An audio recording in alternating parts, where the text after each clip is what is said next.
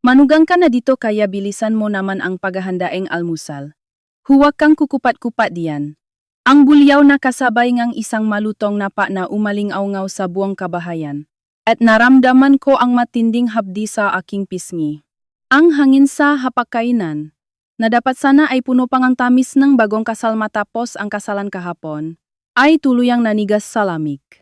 Ngunit sa sandaling iyon, ang asawa kong may mapuyang ngiti sa kanyang labi at ang biyenan kong nakapamaywang ay walang kamalay-malay. Ilang minuto mula ngayon, ako mismo ang tataob sa mesang ito na punong sinangag at mainit na kape. Kasama na ang baliw na buhay. May asawa na ito. Madilim-dilim pa sa kusina. Lampas alas 5 pa lang umaga ayon sa orasan. Nakatayo ako sa malamig na baldosa. Nakatutok lamang sa tataran. Mahigpit ang hawak ko sa kutsilyo. Sinisigurong hindi mangihinik ang aking kamay. Ilang oras pa lang ang nakalilipas. Suot ko ang puting trahe de boda. Naliligo sa mapagbatingang maraming tao. Punong-puno ang dibdib kong pag-asa na bubo kami nga mainit na tahanan ng pinakamamahal kong si Bayani. Pero ang realidad ko ngayon ay nakatayo sa kusina ng pamilya Magbanua, nanginginig ang makamay habang nagmamadaling maghanda ng almusal. Hoy, mali ang hiwa mo sa bawang. Gusto ang asawa ko na manipis ang bawang sa sinangag, kung hindi ay hindi niya yan gagalawin. Ang mataray na boses ng biyenan kong si Doña Corazon mula sa aking likuran. Pasensya na po mama, ayusin ko po agad. Natataranta kong sagot. Itinabi ang maling hiwa at muling humawak ng kutsilyo. Halos wala kong gitulogi kagabi dahiw. Sa pagod sa kazawat sa kaba ng Granny unang gabi. Sa poder ng Granny Magibanua. Pero alas 5 pa lang padabok nang binuksan ng biyenan ko ang pinto ng kwarto namin at sumiga. Hanggang kailan kayo matutulog? Ang manugang, magang gumising. Ang asawa kong si Bayani ay humihilik pa sa tabi ko. Bayani, gising na. Si mama. Yugyok ko sa kanya pero umungol lang siya nga. Sundin mo na lang si mama. Matutulog pa ako, sabay talukbong ang kumot.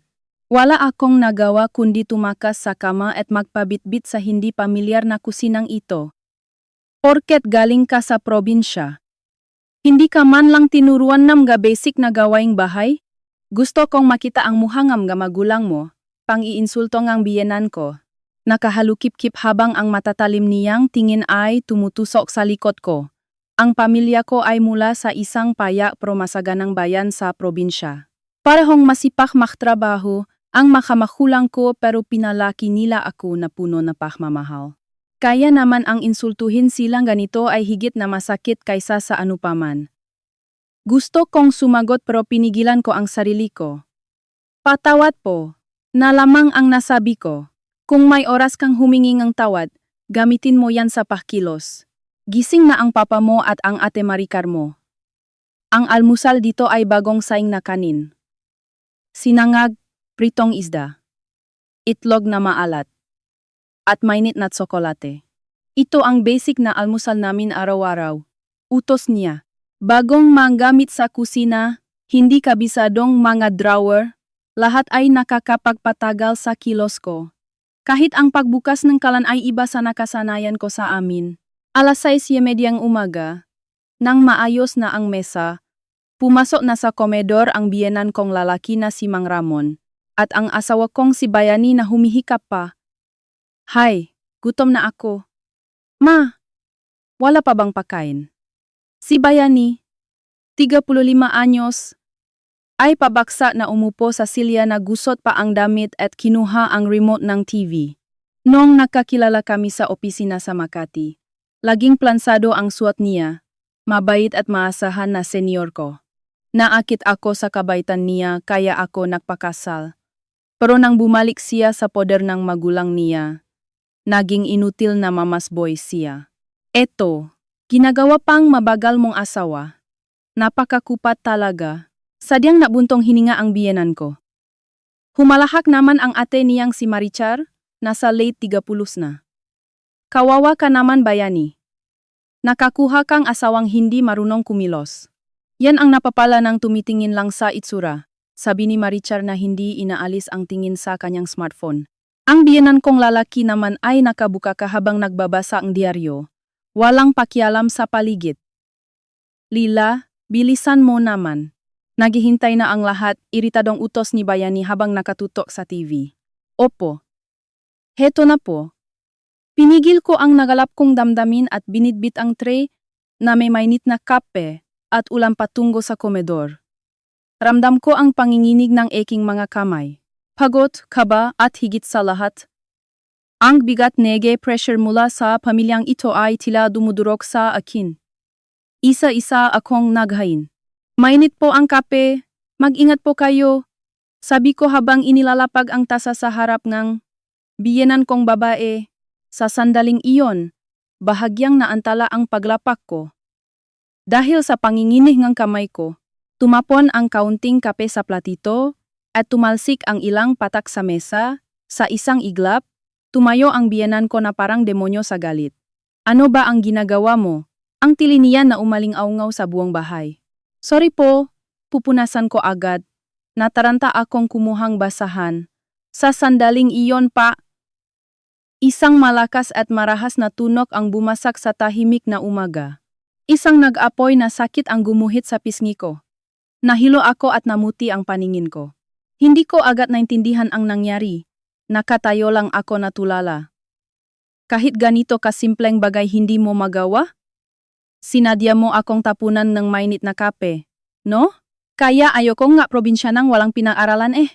Namumula ang mukha ni Doña Corazon habang binubulyawan ako. Sinampal niya ako. Isang araw pagkatapos ng kasal namin. Sa sahig ay gumulong ang tasang nabitawan ko, kumalat ang kanin at natapon ang kape.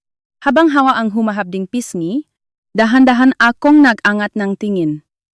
Isang pampublikong pagpapahiya sa harap ng pamilya. Sa normal na sitwasyon, may pipigil dapat. May sasaway sa maling gawain ito. Nagmamakaawa ang mga mata ko habang tinitignan sila isa-isa. Ang biyenan kong lalaki ay naktago sa likod ng diaryo, ayaw makipagtitigan. Si Marichar ay may mapang-uyam na ngiti. Parang sinasabing ayan. Disgrasya ka. At ang huli kong pag-asa, ang asawa kong si Bayani. Nakita ko siyang tumatawa. Isang mahinang tawa habang nakatingin sa akin. Ma, kumalma ka nga. Si Lila kasi, lampa talaga yan. Sabi ni Bayani na parang ibang tao ang pinag-usapan habang nakatingin pa rin sa TV. At ikaw naman Lila, makaluma kasi si mama eh, tough love lang yan. Sige na bilisan mo nang maglinis at magtimpla ka ng bago. Sa sandaling iyon may narinig akong pumutok sa loop na utak ko. Tough love?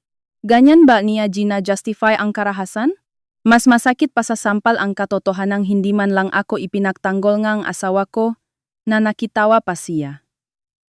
Hindi ako tutulungan ng taong ito. Sa pamilyang ito, habang buhay akong magiging alipin habang tinatapakan nila ang pagkatao ko. Ang nga nakalat na kanin sa paanan ko, ang natapong kape. At ang nakatayo sa harap ko na biyenang puno nga. Kayabangan at pangmamaliit.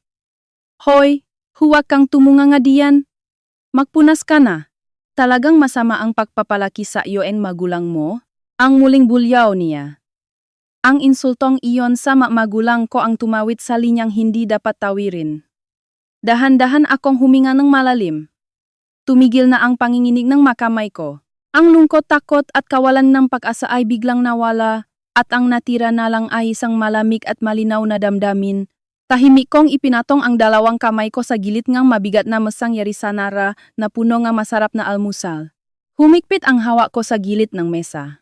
Kabaliktaran ng mainit na habdi sa kanang pisngi ko, nanlamig ang buong pagkatao ko, sa gilid ng paningin ko, nakikita ko ang pata ng kape na tumutulo sa sahig at ang nakalat na kanin. Hoy, hanggang kailan ka tatayo diyan? Sabi ng kumuha kang basahan at magpunas eh. Rinig ko ang matinis na boses ng biyenan ko pero parang nasa ilalim akong tubig. Malabo ang dating. Parang bumagal ang takbo ang oras. Bakit ako narito? Bakit ko ipinagkatiwala ang buhay ko sa lalaking ito? Parang pelikulang nag-flashback ang mga nakaraang araw. Lumaki ako sa probinsya, simple pero masaya. Masisipag ang mga magulang ko at bata pa lang ako. Natuto na akong tumayo sa sarili kong nga paa para hindi sila mag-alala. Kahit noong naaral ako sa Maynila at nagtrabaho sa isang kumpanya, dala ko ang sipak at tiyagang isang probinsyana. Hindi ako sanay huminging tulong.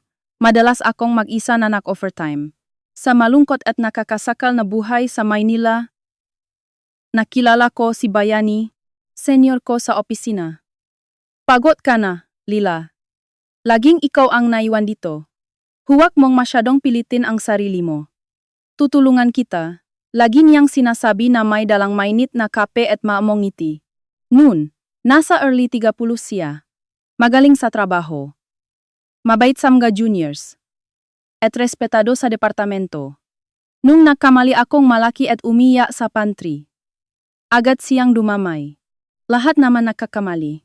Ako ang bahala, sasaluhin kita. Huwag mong solohin ang problema. Sabi niya sabay tapik sa balikat ko. Sa buong buhay ko na laging matatag. Si Bayani ang unang taong naramdaman kong pwede akong maging mahina. Akala ko, sa kanya ko matatagpuan ang mainit na tahanan na hindi ko kailangang magpanggap na perpekto.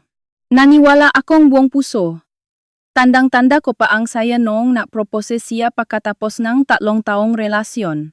Sa isang restaurant na may view ng city lights, sinabi niyang Lila, papasayahin kita habang buhay, at umiyak ako sa tuwa habang tumatango. Pero ngayon ko lang naisip, ang kabaitan niya ay pag-iwas lang sa gulo. Marami na palang senyales noon pa, nagbulag-bulagan lang ako dahil sa pagmamahal at pangarap na makasal. Noong unang punta ko dito sa bahay nila para magpakilala. Taga-probinsya ka pala. Puro bukit lang doon. Diba? Ewan ko kung magkakasundo kayo ni Bayani, pero sa bagay. Kung susunod ka sa sistema namin dito, baka pwede na rin. Sabi ni Doña Corazon habang tinitignan ako mula ulo hanggang pa. Si Mang Ramon ay tahimik lang na humihigop ngang sa. Si Marichar naman ay tumawa ng mapang-asar. Okay na rin yan? Mukhang masunurin ang taga-probinsya. Tumingin ako kay Bayani para humingi ng tulong pero pilit lang siyang ngumiti. Masyado lang mabusisi si Mama. Wala siyang sinabing kahit ano para ipagtanggol ako. Habang naghahanda sa kasal, lalong tumindi ang panghihimasok ng biyenan ko. Ito ang piliin mong gown, classic. Para hindi nakakahiya sa makamaanak namin. Ang giveaways dapat imported na tuwalya. Mahal to kaya sayang sa makamaanak mo sa probinsya pero sige na lang. Dito kayo titira malapit sa amin para madali kayong utusan. Lahat ay siya ang nagdesisyon. Wala akong nagawa. Minsan lang ako ikakasal. Gusto ko sana kahit gown lang ako ang pumili, sabi ko kay Bayani. Pero ang sagot niya, sundin mo na lang si Mama para walang gulo. Kakausapin ko na lang siya pagkatapos. Pero hindi naman niya kinausap. Madalas pa siyang umiwas sa mga usapan. Idinadahilan ang trabaho. Tiniis ko lahat dahil akala ko tungkulin ng mabuting asawa ang makisama sa biyenan. Pinili ko ang mabait na lalaki kaya dapat akong magtiis para tahimik ang lahat. Kahapon lang ang kasal namin. Akala ko simula ng payapang buhay. Napakatanga ko.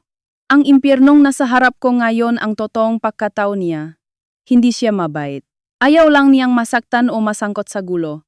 Kaya nagtatago siya sa likod ng nay niya at ginagawa akong panangga. Hoy! Ano ba? Linisin mo na yang kalat mo. Ang muling bulyaw ng biyenan ko. Manhit na ang pisngi ko. Mas masakit ang pagguhong lahat ng pangarap at pagmamahal ko kay Bayani. Tumingin ako sa kanya. Nakaupo pa rin siya, nanonood ng noontime show at tumatawa habang kumakain ng chichirya. Lila, nagagalit na si Mama. Bilisan mo na diyan, gutom na ako, sabi niya sa tonong walang pakialam. Sa sandaling iyon, ang munting bagaang kawalan ng pag-asa sa puso ko ay naging isang malakas na pagsabong galit. Ganun pala. Hindi niya ako ipagtatanggol. Ngayon, bukas, kahit kailan. Dito sa bahay na ito, habang buhay akong magiging punching bag na bawal magreklamo. At ang lalaking ito ay manunot lang habang nakangiti. Huminga akong malalim. Tama na. Tama na ang pagiging mabait. Ang pagtitiis. Ang paglunok sa lahat ng pang-api. Naramdaman ko ang pag-ipon nga lakas sa mga kamay kong nakahawa sa gilid na mesa. Ang mabigat na nara dining table na punong perpektong almusal na ipinagmamalaki ngang biyenan ko. Ang mabangong sinangag, pritong bangus, itlog na maalat, at mainit na kape. Dahan-dahan akong nakangat ng tingin at tinitigan ng diretso sa mata ang biyenan kong walang tigil sa kakatalak. Anong tinitingin-tingin mo diyan? Sabi nang maglinis ka na. Sigaw niya sa mukha ko. Namumula na siya sa galit. Hindi ako kumurap. Mainit ang pisngi kong sinampal niya, pero ang kaloban ko ay kasing lamig ng yelo.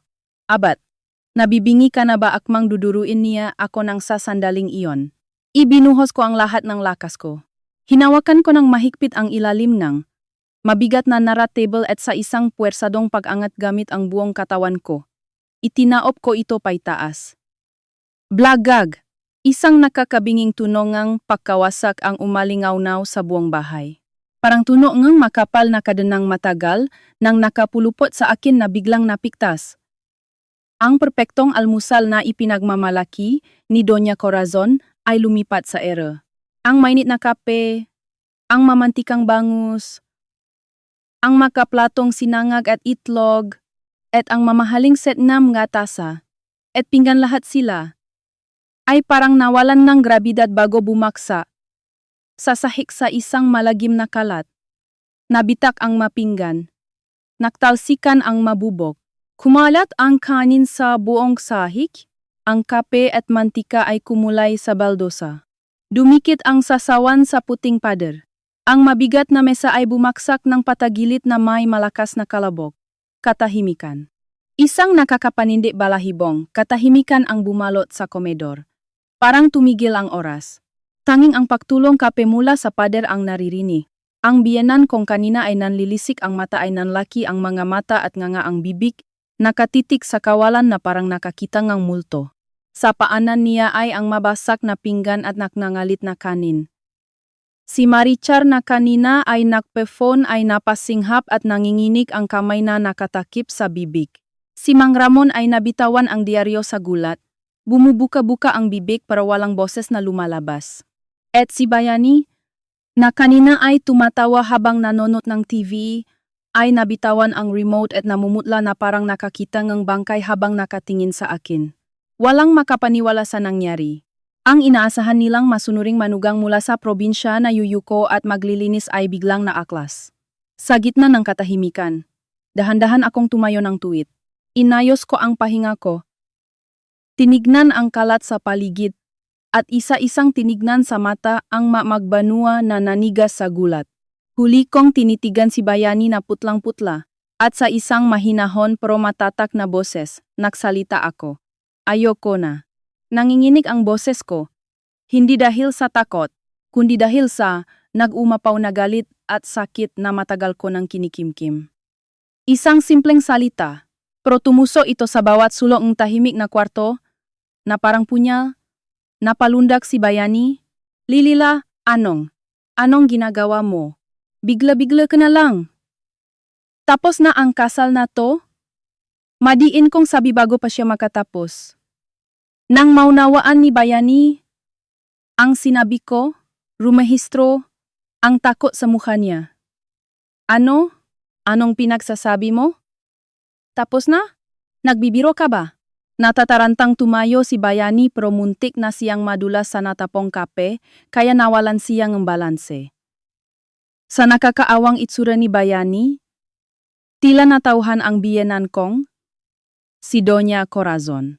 Mula sa pamumutla, biglang namula ang kanyang mukha at lumabas ang mga ugat sa lig niya sa tindingang galit. Ano to? Ano tong ginawa mo? Tili niya na parang nababaliw. Alam mo ba kung ano yung ginawa mo? Ang mamahalin kong gamit, ang sahing bahay ko, anong klaseng hayop ka? Dinuro-duro niya ang mga kalat habang nanggigigil. Anong tapos na ang pinagsasabi mo?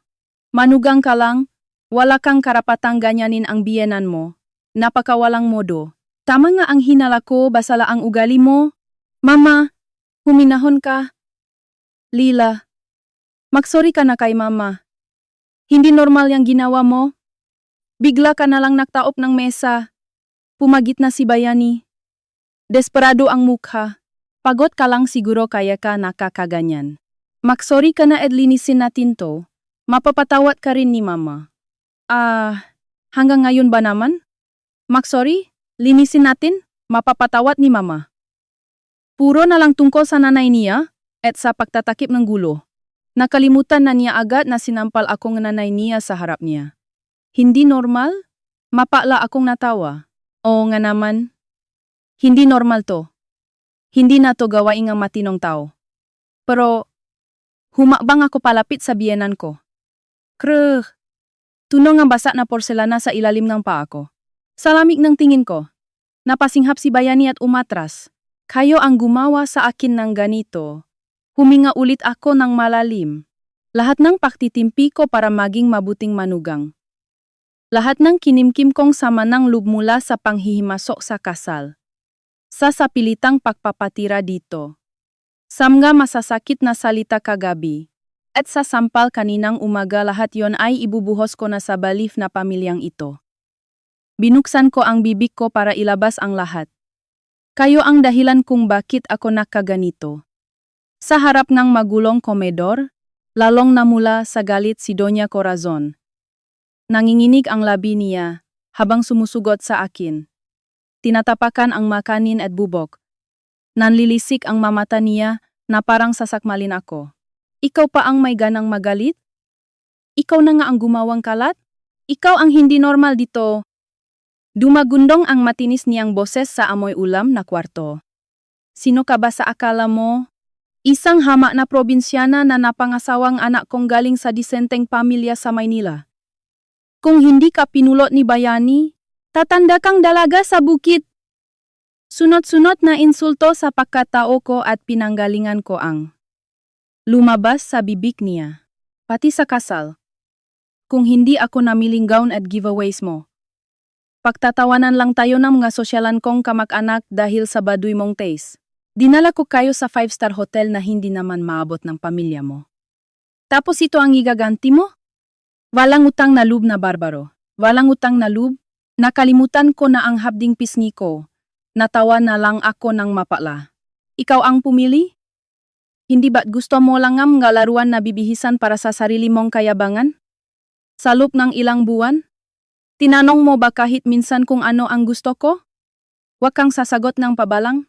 Akmang sasampalin na naman niya ako. Pero hindi na ako natakot. Hindi ako umatras. Tinitigan ko siya diretso sa mata. Sa tindingang titik ko. Napatigil sa ere ang kamay niya at nanginig. Teka. Mama. Pabayaan mo na yan. Madudumihan lang ang kamay mo. Sabat ni Marichar sa malakit niyang boses. Ibinusa niya ang phone niya. Humalukip-kip. At tinignan ako na parang basahan. Wala namang kwentang kausap ang maganyang klase ng tao. Hindi nakakaintindi. Umismit si Maricar at tinitigan ako ng mapangmata. Aminin mo na kasi pinakasalan mo lang si Bayani dahil sa praniya at para makaahon sa hirap sa probinsya. Wala kasing disenteng lalaki sa inyo na tulad ni Bayani na executive sa kumpanya. Kaya ngayong kasal na kayo, lumabas na ang tunay mong kulay. Isa kang malaking scam. Pati sa kasal kahapon, nakakahiya ang magulang mo. Nakaranta lang ang barong ng tatay mo, halatang mumurahin. Panay ang yuko nila, nakakaawa tignan. Ang mga salitang iyon ang tumama sa pinakasensitibong parte ko. Masipag ang mga magulang ko kahit hindi kami mayaman, itinaguyod nila ako hanggang makatapos at makapagtrabaho sa Maynila. Kahapon sa kasal, ginamit nila ang ipon nila para makaluwas. Mangiyak-ngiyak pa sila sa tuwa at sinabing Lila, ang swerte mo sa napakabait na pamilya, habang panay ang pasalamat kina Doña Corazon. Wala silang karapatang insultuhin ang mga magulang ko na puno ng dignidad, lalo na't sila ay nabubuhay lang sa kayabangan at pagpapanggap. Huwag niyo pong idamay ang mga magulang ko. Mababa at malamig ang boses ko. parang nanggagaling sa ilalim ng lupa. Mahaba ka. Kayo, gaano ba kayo kadisente? Ang manlit na kapwa at manakit na pisikal. Yan ba ang turo sa disenteng pamilya niyo? Namula si Marichar sa hiya, at si Doña Corazon ay tumili na parang nasapian. Hoy! Ang iingay niyo, umagang-umaga, sa wakas, nagsalita na rin si Mang Ramon na kanina pa nagtatago sa diaryo. Linggo ngayon, gusto kong magpahinga. Et ang baho dito sa kwarto, Lila, itigil mo na ang pagrereklamo at linisin mo na to. Gusto ko nang mag-almusal. Sa gitna ng gulo kung saan sinampal ang asawa niya at tumaob ang mesa, ang inaalala lang lalaking ito ay ang kanyang almusal at pahinga. Walang may pakialam sa nararamdaman ko. Bulok ang pamilyang ito hanggang kay buturan. Bayani, asawa mo yan, paksabihan mo nga, utos ang biyenan ko. Napaigtad si Bayani. At sa hindi inaasahang pagkakataon, sinugot niya ako na punong galit. Lila, tumigil ka na. Ano ba yung pinagsasabi mo kina mama at papa? Hinawakan ni Bayani ang braso ko ng mahigpit, halos madurok ang buto ko. Sira na nga ang almusal namin dahil sa katangahan mo. Dadagdagan mo pang gulo. Gusto mo ba akong ipahiya sa pamilya ko? Kasalanan mo to kasi lampa ka.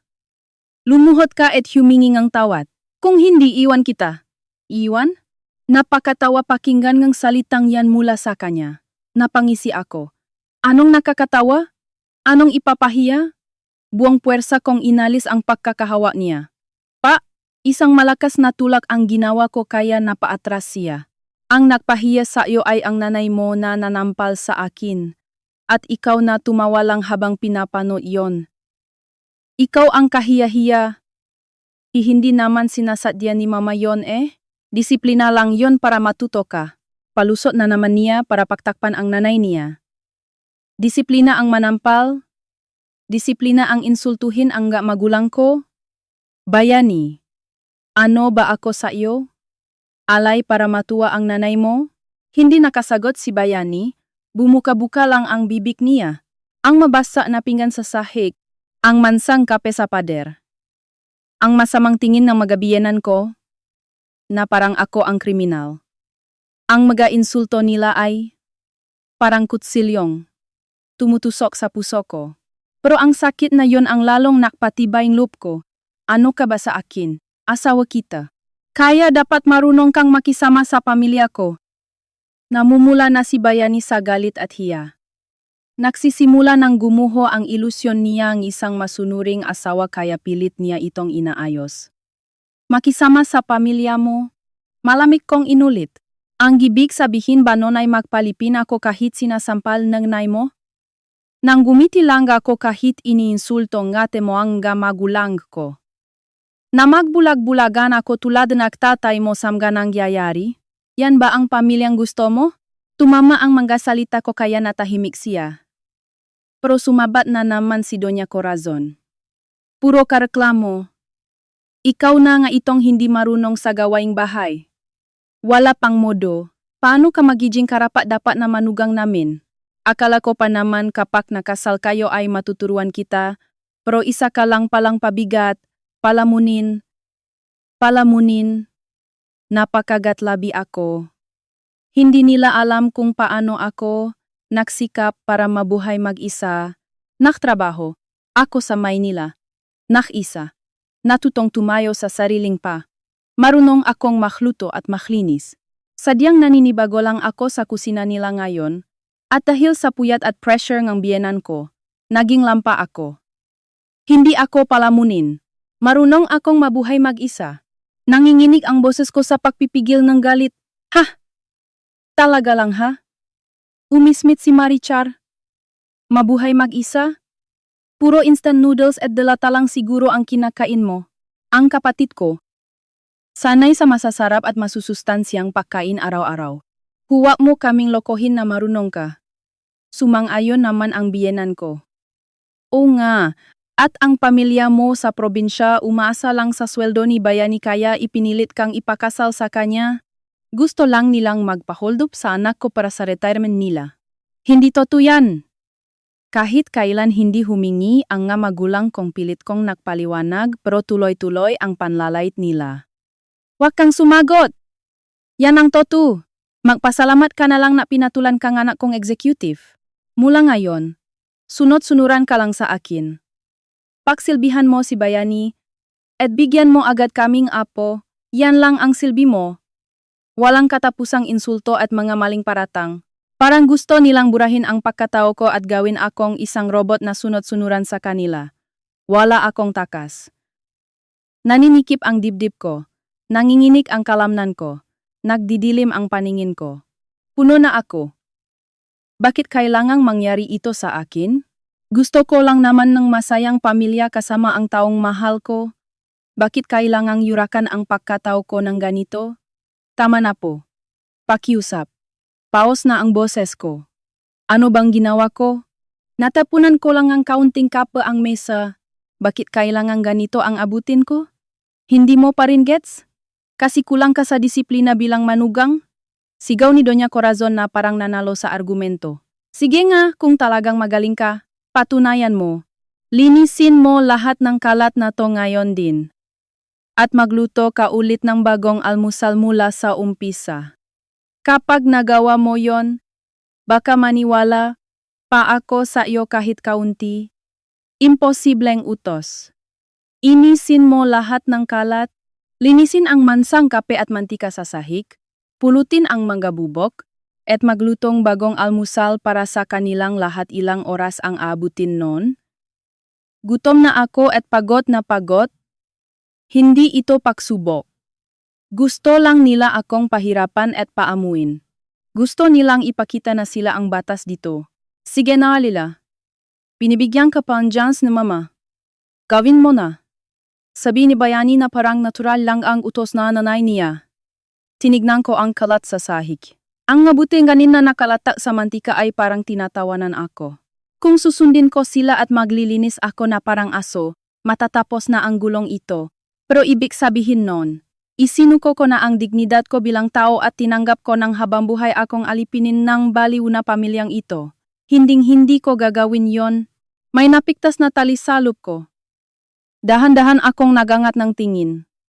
At isa-isang tinignan sa mata sina Doña Corazon, Marichar, Mang Ramon, at Bayani. Ipamumuha ko sa kanila ang katotohanang matagal ko nang itinatago. Gusto niyong patunayan ko na kaya kong mabuhay mag-isa. Malamig ang boses ko habang nakatingin sa biyenan ko. Sa gitna ng amoy ng natapong kape at mantika. Tuwit ang tayo ko. Kalmado na ang puso ko. Hindi ko na kailangang magpakabait o magpanggap sa pamilyang ito. Oh, sige nga. Alam ko namang hindi mo kaya. Pahahamon ng biyenan ko.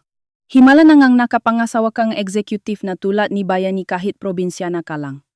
Pati sa kasal kahapon. Kung hindi ko binayaran ang 1.5 milyon pesos para sa hotel, hindi magiging sosyal ang kasal niyo. Magpasalamat ka dapat. Pinigilan ko ang sarili kong matawa ng malakas. Ah, ganon pala. Kaya pala ang weird ng kilos ni Bayani nitong nakaraang buwan. Ngayon ko lang naintindihan ang lahat, Mama Corazon. Yung 1.5 milyon pesos na sinasabi niyo. Saan po napunta yon? Ano bang pinagsasabi mo? Malamang sa bayat sa hotel. Inalis ko ang tingin ko sa kanya at tumingin kay Bayani na parang gusto ng maglaho sa kinatatayuan niya. Namumutla siya at tumatagaktak ang pawis. Bayani, sabi ng mama mo, siya ang nagbayad ng 1.5 milyon para sa kasal natin. Lilila, tama na yan. Huwag na nating pag-usapan yan ngayon. Nanginginig na lumapit si Bayani para pigilan ako. Pero tinabik ko ang kamay niya ng malakas. Hindi, pag-usapan natin to. Pinarinig ko sa buong pamilya ang bawat salita ko. Ang ginastos sa kasal kahapon na umabot ng halos 2.5 milyon pesos. Ni isang sentimo ay walang galing sa inyo. Ang mamagulang ko ang nabayad ng lahat ng yon. Katahimikan. Nanlaki ang mata ni Doña Corazon, napatanga si Marichar. Nabitawan ni Mang Ramon ang diaryo niya. Anong kasinungalingan yan?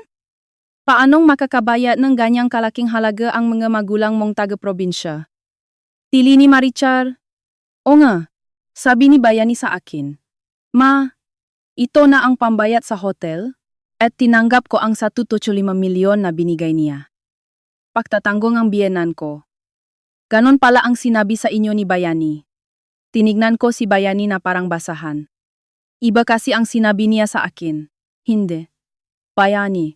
Ang sabi niya sa akin, Lila, nalubok sa utang ang pamilya namin dahil nalugi ang negosyo ni Papa. Wala kaming pambayad sa kasal, kahit pambiling ang barong ni Papa wala. Pero gusto ni Mama na magarbong kasal para hindi mapaiya sa kamag-anak. Pakiusap, bayaran niyo muna ang lahat.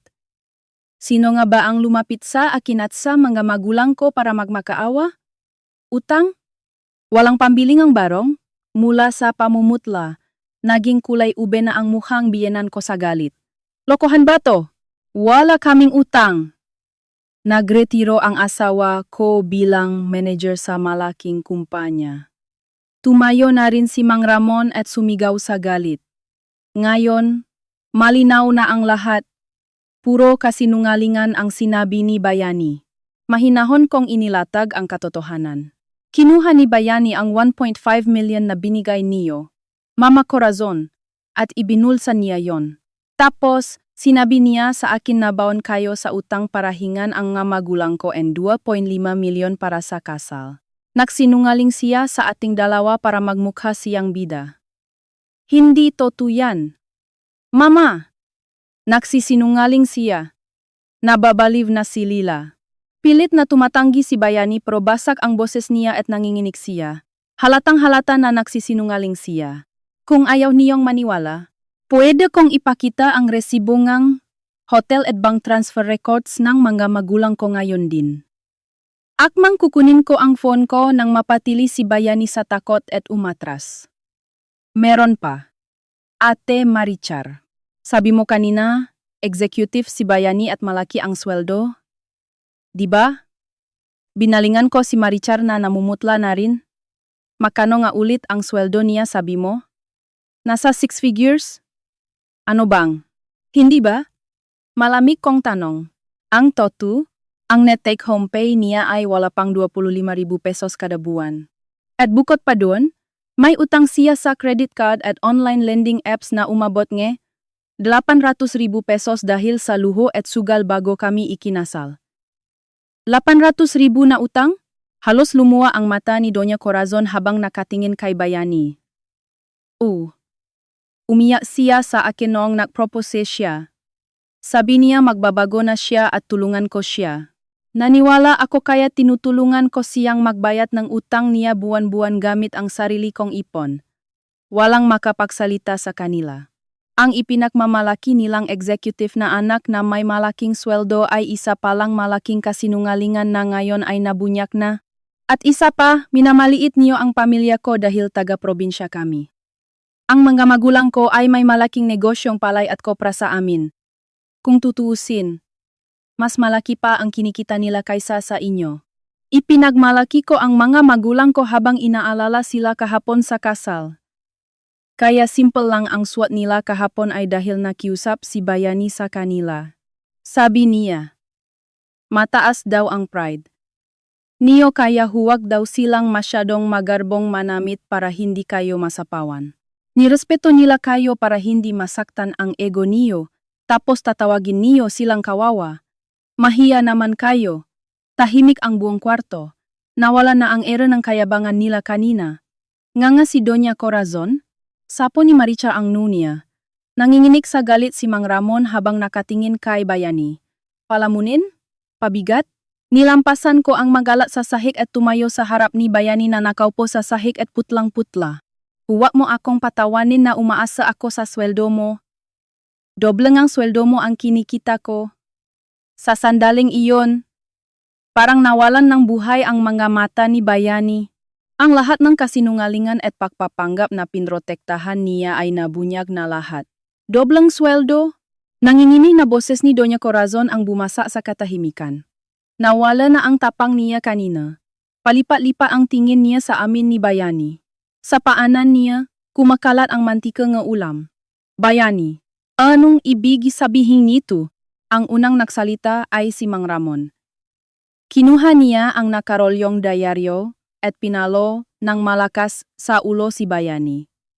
Pa! Aray! Pa! Saan mo dinala ang 1.5 milyon na binigay nga nanay mo para sa kasal? At anong utang yang sinasabi mo? Namumula sa galit si Mang Ramon. Pero hindi siya galit dahil niloko ako o ininsulto ang mga magulang ko. Galit siya dahil ninakawan sila ng pera at napahiya sila. Talagang manang-mana ang anak sa magulang. Nakakatawa na nakakaawa. Hay hindi, kasi natalo ako sa online casino. Akala ko mababawi ko agad pero nakadapa si Bayani sa sahit na puno ng kanin habang nakpapaliwanag. Pero kasi si Mama gusto niya magarbong kasal. Hindi ko naman kayang bayaran yon sa sweldo ko. Kaya napilitan akong humingi sa pamilya ni Lila. Wag mo akong sisihin? Sigaw ni Doña Corazon. Hinablot niya ang kwelyong pajama ni Bayani at niyugyok ito. Ikaw ang nagsabing executive ka at kaya mong mabayad, kailangan mo lang ng paunang bayad kaya hiniram mo. Yung 1.5 milyon na yon ay galing sa retirement pay ng papa mo. Itinabi namin yon, tapos winaldas mo lang sa sugal at utang. Ibalik mo yon ngayon din. Wala na. Ubos na ang pera. Naumpisa nang mag-away-away ang disenteng pamilya na kanina lang ay nakakaisang apihin ako. Nagtuturuan sila at nag-aagawan sa pera sa gitnang maduming sahig. Hindi ako makapaniwala. Ipinakmayabang ko pa naman sa mga friends ko na executive ang kapatid ko. Paano na to? Umiyak si Marichar habang sapo ang ulo. Pinapanood ko lang silang makagulo na parang nanonood ng isang nakakatawang palabas. Nakakaawa na ang mga taong kinatatakutan ko noon ay ganito pala kababaw at katanga. Natauhan ako sa sarili kong katangahan na naniwala ako sa kanila. Maya-maya, biglang tumigil si Doña Corazon at tumingin sa akin. Nanlilisik na naman ang mga mata niya na parang nakakita ng bagong biktima. Teka, sabi mo doble ng sweldo ni Bayani ang kinikita mo, di ba? Binitawan niya si Bayani at lumapit sa akin na may mapaglarong ngiti. At may malaking negosyo ang nga magulang mo. E di madali lang palang solusyonan to. Tinitigan ko lang siya. Ano na naman kaya ang binabalak ng babaeng to? Ikaw na ang magbayad ng utang ni Bayani at ibalik mo ang 1.5 milyon na kinuha niya. Ano? Hindi ako makapaniwala sa kapal ng mukha niya. Malamang, mag-asawa kayo eh. Ang utang ng asawa ay utang din ng misis. May para ka naman kaya mo yang bayaran. At sigurado akong ayaw na mga magulang mo na magiwalay agad kayo pagkatapos ng kasal kahapon dahil mapapahiya sila sa probinsya. Tawagan mo sila ngayon din at magpadala ka ng 1.5 milyon. Kapag ginawa mo yon, palalampasin ko na ang pagtaop mo ng mesa kanina. Napatingin din si Marichar sa akin. Oo nga. Asawa ka ni Bayani. Tungkulin mong saluhin ang problema nga. Asawa mo. Kaya siya nakautang-utang ay dahil hindi mo siya inaalagaan ng maayos. Kasalanan mo yan kaya ikaw ang magbayad. Pati si Mang Ramon ay tumango-tango habang nakahalukip-kip. Pwede na rin yan. Kayo nang maasawa ang bahala diyan. Basta may balik lang ang 1.5 milyon ko, okay na sa akin. Nabuhayan ng loop si Bayani sa narinig. O nga Lila, pakiusap, bayaran mo na. Kaya mo naman di ba? Mag-asawa tayo kaya dapat nagtutulungan tayo. Kapag binayaran mo to, pangako magbabago na ako at ikaw na ang unahin ko. Mahal kita, toto yon. Tinignan ko silang apat, baliw na talaga sila.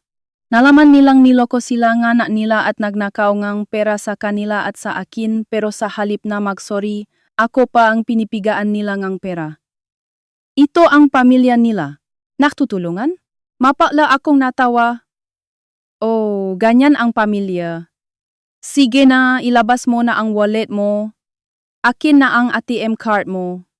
Inilahat ni Doña Corazon ang kamay niya. Huwag niyo. Akong hawakan. Tinabi ko ng malakas ang kamay niya. Aray, anong ginagawa mo? Pamilya tayo pamilya. Huwag niyo akong lokohin. Sumabot na ang galit ko.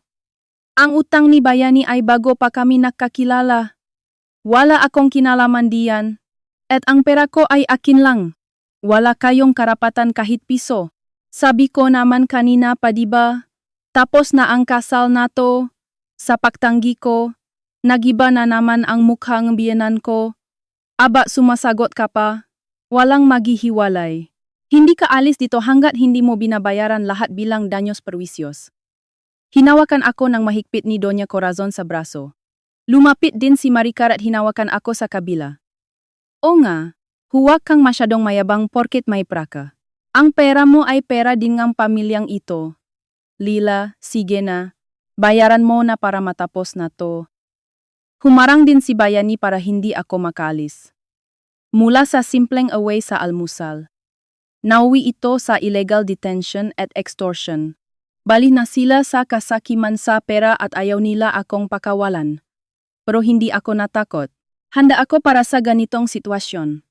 Hawa-hawa nila ang mga braso ko, nakaharang si Bayani. Sa normal na tao, matatakot na sila at iyak. Pero kalmado ako. Akin na ang phone mo, anong pin mo? Tawagan mo ang nga magulang mo ngayon din at magpadala kamo silangang pera bilang danyos. Talsiklaway na ang biyenan ko sa pagsigaw. Wala na siya sa sarili dahil sa pera. Binaon ni Maricar ang kuko niya sa braso ko. Ikaw ang may kasalanan nito kaya panagutan mo. Lila, parang awa mo na? Sundin mo na lang sila. Para hindi ako mapahiya. Hanggang ngayon, sarili pa rin niya ang iniisip ni Bayani. Alam niyo ba kung anong ginagawa niyo? Kalmado pero matigas ang boses ko. Ha? Pinapapanagot ka namin sa kasalanan mo? Hindi. Krimen ang ginagawa niyo. Krimen? Nagpapatawa ka ba? Walang pulis na makikialam sa away pamilya. Dinidisiplina lang biyenan ang manugang niya. Huwag kang maarte. Tumawa ang biyenan ko at lalong hinikpitan ang hawak sa akin. Disiplina pala ha. Gamit ang buong lakas ko. Winasiwas ko ang mabraso ko at naitulak sina Doña Corazon at Maricar. Aray. Ang lakas ng babaeng to. Habang nagugulat sila, dahan-dahan kong kinuha ang smartphone ko sa bulsa ko. Hindi nakapatay ang screen. May isang voice recording app na umaandar. At kumukurap-kurap ang pulang recording mark. Lampas 2 oras na pala ang recording. Sa sinabi ko, muling tumahimik ang buong kwarto. Recording? Napatanga si Bayani. Oh, kaninang alas 5 ngang umaga. Nung padabog na binuksan ng mama mo ang pinto ng kwarto, sinimulan ko ng mag-record. Nakalagay lang to sa bulsang duster ko. Hindi ko akalain na abot sa ganito, pero dahil napapansin ko na ang makakaibang kilos ni Bayani tungkol sa pera, naging maingat na ako. Pinindot ko ang play button at nag-play ang isang bahagi ng recording. Ano ba ang ginagawa mo? Pa, kahit ganito kasimpleng bagay hindi mo magawa. Sinadya mo akong tapunan ng mainit na kape, no? Kaya ayokong nga probinsya nang walang pinag-aralan eh. Rini na rini sa tahimik na kwarto ang boses ni Doña Corazon habang nananakit at ang malakas na tunog ng sampal. Iniskip ko sa ibang parte. Yung 1.5 million na, yun ay galing sa retirement pay ng papa mo. Hindi ko naman kayang bayaran yon sa sweldo ko. Kaya napilitan akong humingi sa pamilya ni Lila. Malinaw na narinig ang pag-amin ni Bayani na ninakaw niya ang pera ng magulang niya at nagsinungaling sa akin at sa pamilya ko. At ang huling bahagi, ilang segundo lang ang nakalilipas. Ikaw na ang magbayad ng utang ni Bayani at ibalik mo ang 1.5 milyon na kinuha niya. Akin na ang ATM card mo, namutla silang lahat nang marinig ang sarili nilang boses. Lalo na si Bayani na halos matumba na sa pangingining ng tuhod. Sabi niyo away pamilya lang to. Pero ano kaya ang sasabihin ng pulis? O abogado kapag narinig nila to? Isa-isa kong inilatag ang mga ebidensya. Una, ang pananampal sa akin. Malinaw na physical injury yon. Pwede akong magpa-medical bukas para maging matibay na ebidensya. Pangalawa, ang mga pang-insulto niyo sa akin at sa pamilya ko. Pwede yang unjust vexation o slander. At ang pinakahuli, ang paharang niyo sa akin at sa pilitang pahingi ng pera. Pwede yang ituring na grave coercion o attempted extortion at illegal detention. Extortion? Detention? Nautal na ang biyenan ko. Nawala na ang tapang niya kanina. Putlang-putla na siya. Lolokohan ba to? Ipapapulis mo ang biyenan mo. Hindi yan papayagan ng lipunan. Nangingini ang boses ni Mang Ramon pero wala na itong lakas. Lipunan? Subukan nating tignan kung sino ang kakampihan ng lipunan. Ngumiti ako ng malamig, Mama Corazon. Di ba ipinakmamalaki niyo sa mga kumare niyo na retiradong manager ang asawa niyo at disente ang pamilya niyo? At ikaw, Ate Marichar, di ba nagyayabang ka sa mga friends mo na executive ang kapatid mo? Kapag narinig ng mga pulis tong recording at naimbestigahan kayo, ano na lang ang mangyayari sa disenteng reputasyon niyo? Napasinghap si Maricar at tinakpan ang bibig niya. Siguradong na-imagine na niya kung paano siya pag-usapan ng mga amiga niya at ititiwalak sa mga grupo nila. Lila, wag naman. Mamakaawa ang tingin ni Bayani sa akin. Kapag nangyari yon, mapapahiya din ako sa kumpanya. Masisira ang career ko kapag nalaman nilang naaresto ako. Kaya pakiusap. Atin-atin na lang to. Career mo? Natawa ako. Huwag kang mag-alala sa akin. Mahigpit ang kumpanya ko sa mga ganyang issue. Siguradong poprotektahan nila ako bilang biktima ng VAWC. Pero ang kumpanya mo kaya? Napaiktat si Bayani? Di ba nahihigpit na rin ang kumpanya niyo ngayon sa mga empleyadong may kaso? Kapag nalaman ng HR niyo na baon ka sa utang, naknakaw ka sa magulang mo at kasabwat ka sa pangapi at extortion sa asawa mo, sa tingin mo ba hindi ka masisibak? Parang nawalan ng hangin si Bayani. Ang pinakamahalaga sa kanya hindi ako, hindi ang pamilya niya, kundi ang imahe niya bilang executive ay guguho na. Naka-autosave sa cloud ang recording na to. Kaya kahit agawin niyo o sirain niyo ang phone ko, wala ring silbi. Ito na ang huling banat ko. Ano na? Haharangin niyo pa ba ako dito para tumawag akong pulis? Oh. Walang nakasagot. Ang nga taong kanina lang ay minamaliit ako bilang probinsyana ay takot na ngayon sa akin. Baliktad na ang sitwasyon. Oras na para ipatikim sa kanila ang gimpyerno. Lila, sorry na. Patawarin mo na ako. Ako ang may kasalanan ng lahat. Biglang lumuhod si Bayani sa gitna ng makalat na sahig at nagmakaawa. Madumi na ang pajama niya sa mantika at kanin, pero wala na siyang pakialam. Huwag mo lang akong isumbong sa pulis at sa kumpanya. Kapag nawalan akong trabaho, tapos na ako. Babayaran ko ang utang ko. Magbabago na ako.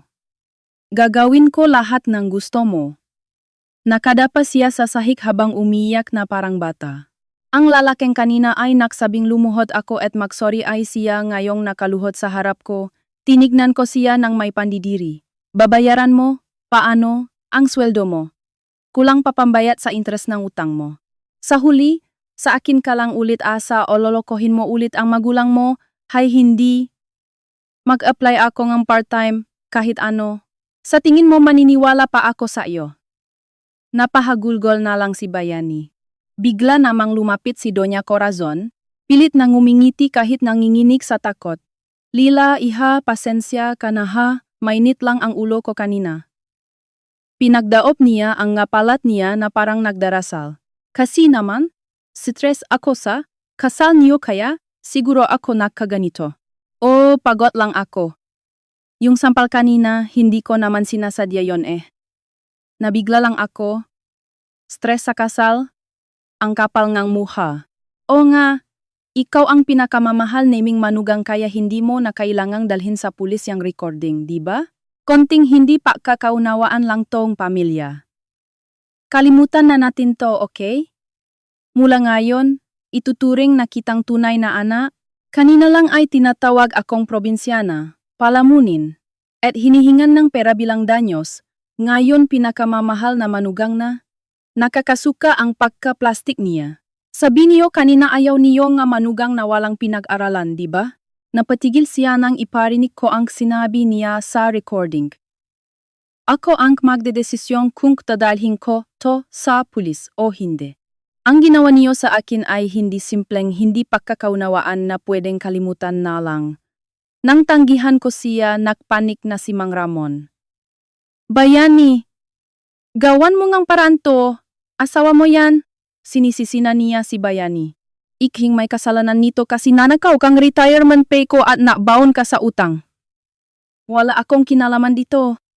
Ang nanay mo ang nanampal sa kanya. Biktima din ako. Dito, may reputasyon ako sa mga kapitbahay. Huwag mo akong idamay sa gulo niyo. Papa, ano ba? Hindi makapaniwala si Bayani sa naririnig niya. Sumali na rin si Marichar sa paksisi. O nga, wala din akong ginawa. Nakisama lang ako. Kasi galit si mama. Kapa itiniwala ako nga friends ko, lagot ka sa akin Bayani.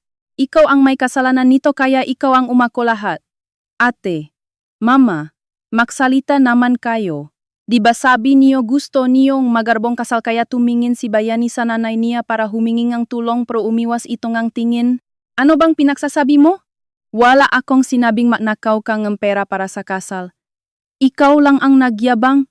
Biktima din ako dito. Tumingin si Bayani sa pamilya niya na parang hindi niya kilala ang mga ito. Kanina lang ay nakakaisa sila laban sa akin, pero ngayong sila na ang mapapahamak, nagtuturuan na sila at inilalaglag ang isa-isa. Ito ang totoong mukhang pamilya na pilit niyang pinoprotektahan. Ang papangit ng ugali niyo. Sa sinabi ko, natahimik silang lahat. Tinignan ko si Bayani na nakaluhod sa sahig. Ang pamilyang hindi mo kayang suwayin. Wala namang tutulong sa'yo ngayon. Mga makasarili silang tao. Ito ba ang relasyong gusto mong protektahan? Nanginginig si Bayani. Umiyak siya ng sobra, tumutulo ang luha at sipon niya sa maduming sahig. Lila, sorry. Ang tanga ko. Ikaw na lang ang meron ako. Huwag mo akong iwan. Parang awa mo na. Huwag kang iwan. Dahan-dahan kong inulit ang masalita niya. Noong sinampal ako ng nanay mo kaninang umaga at pinagtulungan niyo akong lahat, iniwan mo ako at nakitawa ka pa sa kanila. Sa sandaling iyon, namatay ka na para sa akin. Napahagulgol na lang si Bayani. Ang ngabiyanan ko naman ay nakatingin lang sa akin na punong takot. Takot na sila sa akin. Ayoko nang manatili dito. Pakiramdam ko madudumihan ako sa hangin ng bahay na to. Ipinakita ko ulit ang recording screen ng phone ko bilang huling babala. Hindi niyo may intindihan kung bakit kailangan ko pang ma-record para protektahan ang sarili ko. Tinignan ko ang magbanwa na naksiksikan sa isang sulok. Alam ko na ngayon kung bakit ako pinakasalan ni Bayani.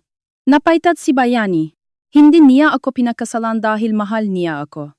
Pinili niya ako kasi ako yung taga-probinsya na tahimik na tumutulong magbayad ng utang niya. Mas malaki ang sweldo sa kanya. At mukhang masunurin sa magulang. Sa madaling salita, ako ang napili niyang maging tagasalong problema niya at alay para matuwa ang mama corazon niya. Ano? Nanginginig ang boses ng biyenan ko. Mama corazon? Lagi niyong ipinagmamalaki ang disenteng pamilya niyo at reputasyon sa mga kapitbahay. Pero puro pakpapanggap lang naman ang lahat. Tinuro ko ang kalat sa paligid, ang mga basa na mamahaling pinggan ay natapong pagkain. Gusto niyong hanghan kayo ng mga kapitbahay. Gusto mong ipakmayabang ang executive mong anak sa makumare mo. Gusto niyong ipakita sa makamaanak na mayaman kayo. Puro ibang tao lang ang iniisip niyo. Hindi niyo man lang inalam kung anong problemang sarili niyong pamilya, kung bakit sila nagsisinungaling. Natahimik sina Doña Corazon at Marichar. Dahil totoo ang sinabi ko. Ikaw din Ate Marichar. Puro ka social media, kinukumpara mo ang buhay mo sa iba. Wala kang may pakmalaki sa sarili mong buhay kaya ginagamit mo ang achievement ng kapatid mo para magmayabang. Kaya minamaliit mo ang masisipag kong magulang para tumaas ang tingin mo sa sarili mo. Namutla si Marichar at nanginig ang kamay na may hawak na phone. At ikaw din, Papa Ramon. Tinignan ko ang biyenan kong lalaki na nagtadago sa sulok. Nag-asta kang haligi ng tahanan pero kapag may problema, nagtatago ka sa diaryo at ipinapasa mo lahat kay Mama Corazon. Ang inaalala mo lang ay ang pera mo at ang sasabihin ng mga kapitbahay. Hindi mo man lang inalam kung bakit nalubog sa utang ang anak mo. Ang pamilyang binuo niyo ay isang exhibit lang ang kayabangan, walang pagmamahal, walang awang ibinunya ng mga salita ko ang katotohanang pilit nilang itinatago. Kaya nakaganito si Bayani. Bawal makamali sa harap niyo. Puro kayabangan lang ang mahalaga kaya napilitan siyang magpanggap na perpektong anak. Hindi niya kinaya ang pressure kaya nalulong siya sa sugal at luho, nakautang, at sa huli, niloko niya ako at ang pamilya ko para ma-meet ang expectation niyo. Gusto ko lang namang purihin ako ni mama. Gusto kong maging proud siya sa akin. Umiyak si Bayani na nakadapa sa sahig na parang bata.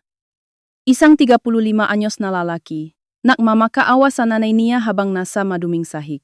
Nakakawa at nakakainis tignan. Bayani. Nangingini na tawa ni Mang Ramon.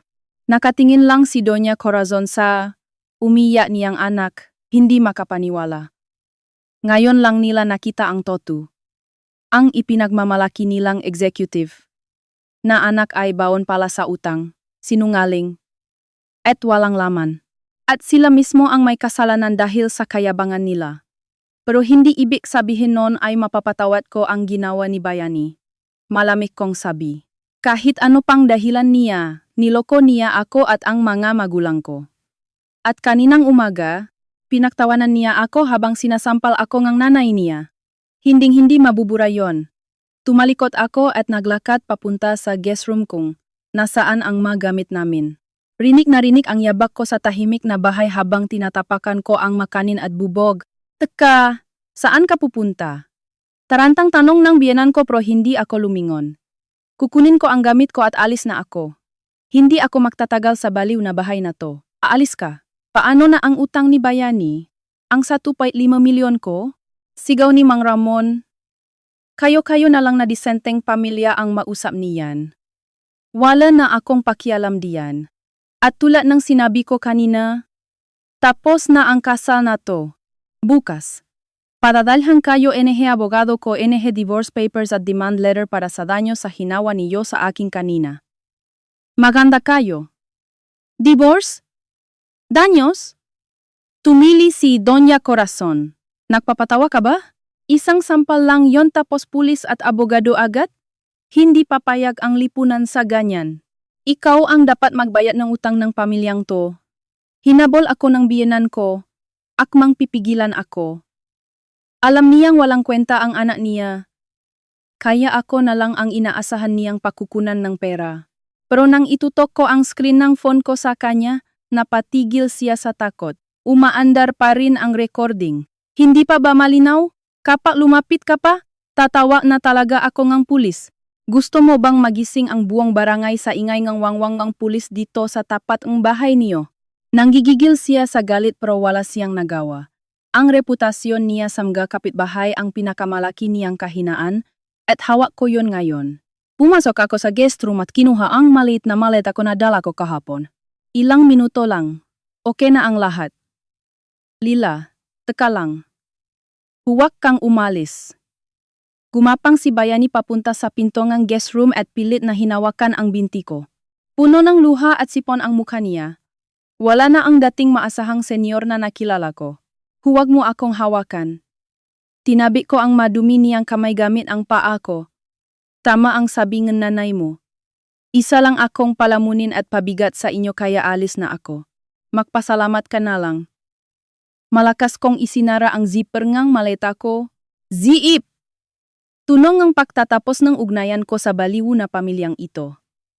Hinawakan ko ang handle ng maleta at tumayo. Rinig ko ang huninang mamaya sa labas. 7:00 pa lang ng umaga.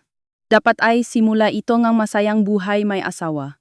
Pero sa loob ng ilang oras, naging impayerno ang lahat. Pero sa kabilang ang lahat, magaan ang pakiramdam ko. Kung hindi ko nalaman ang totoo at nagtuloy-tuloy ako bilang mabuting manugang dito, habang buhay akong magiging alipin ng pamilyang ito. Kaya mabuti na lang at nalaman ko agad ang totoo at naitaob ko ang mesa. Hila-hila ko ang maleta pabalik sa magulong komedor. Nakaupo pa rin sila doon. Tulala at walang pag-asa. Wala nang naktangkang pumigil sa akin. Wala na silang lakas. Rinig ang tunong gulong ng maleta habang dumadaan sa mga kanin at bubok sa sahig. Nilampasan ko silang apat na parang wala akong nakita. Ang maikling pasilyo papunta sa pinto ay parang napakahaba. Lila. Rinig ko ang paus na boses ni Bayani sa likuran ko. Nararamdaman kong gumagapang siya sa sahig para habulin ako. Teka lang. Pakiusap. Huwag mo akong iwan. Kapag nawala ka, tapos na ako. Hindi ko mababayaran ang utang ko. Itatakwil ako ni na Papa. Tulungan mo ako. Pakinggan mo ako. Gayang dati. Hinawakan ko ang doorknob ngang pinto at isinuot ang simpleng sandals ko. Ito ang suot ko kahapon para hindi makmukhang sosyal sa paningin ng biyenan ko. Hindi ko na kailangang magsuot ngang nito para magustuhan ng ibang tao. Nang pihitin ko ang doorknob, kumapit si Bayani sa handle ngang malita ko. Huwag kang umalis. Ikaw na lang ang pag-asa ko. Binitawan ko ang doorknob at lumingon sa kanya. Nakakapit siya sa paa ko, umiyak na parang bata ang 35 anyos na lalaki. Kanina lang, siya ang mundo ko, ang pangarap kong makasama habang buhay. Ngayon mas mababa pa sa basura ang tingin ko sa kanya. Bayani. Malamig kong tawag sa pangalan niya. Ano ba talaga ang kinatatakutan mo? Tumingala siya sa akin habang humihikbi. Ang pag-alis ko? Ang hindi pagbayad sa utang? O ang itakwil ngang magulang mo? Umiling ako. Hindi yan. Ang kinatatakutan mo ay ang sarili mong kawalan ng kwenta. Alam mong kung wala ang pangalan ng pamilya mo at ang kumpanya mo, wala kang halaga. Kaya pilit kang nayayabang, nagsisinungaling, at nang api ngang iba para maramdaman mong may kwenta ka, nakakawa ka. Ano? Minamaliit mo ba ako? Bumalik saglit ang kayabangan sa mukha niya, pero agad din itong nawala nang titigan ko siya ng masama. Matagal ko nang napapansin ang kahinaan mo. Alam kong nagsisinungaling ka at magastos ka sa pera. Pero nagbulag-bulagan ako kasi akala ko kapag nagtiis ako at tinulungan kita, magiging toto tayong pamilya, mapakla akong ngumiti. Pero ngayon alam ko na. Ang gusto mo lang protektahan ay hindi ako, hindi ang pamilya natin, kundi ang sarili mong pride. Hindi. Mahal kita. Pilit niyang nagpapaliwanag, pero itinaas ko ang kamay ko para patigilin siya. Huli na ang lahat. Akala mo siguro dahil lang sa isang sampal to. Pero Bayani, tinitigan ko siya sa mata. Ang pinakamasakit sa akin ay hindi ang pagsampal ng nanay mo. Kundi noong sandaling iyon, mas pinili mong kampihan ang nanay mo kaysa sa akin. Napasinghap si Bayani. Sa unang pagkakataon na dapat mo akong ipagtanggol bilang asawa, tumawa ka lang at nakisama sa pang-api nila. Sa sandaling iyon, tapos na tayo. Wala nang balikan. Inalis ko ang kamay niya sa maleta ko. Magabugado ako. Huwag mo na kaming lalapit ang pamilya ko. Paalam. Binuksan ko ang mabigat na pinto. Pumasok ang sariwang hangin ng umaga ng Mayo, parang hinuhugasan ang mabahong hangin sa loop ng bahay ng Magbanua. Umaambon sa labas. Lila, teka. Rinig ko ang desperadong sigaw niya at ang pakalampak sa sahig bago sumara ang pinto.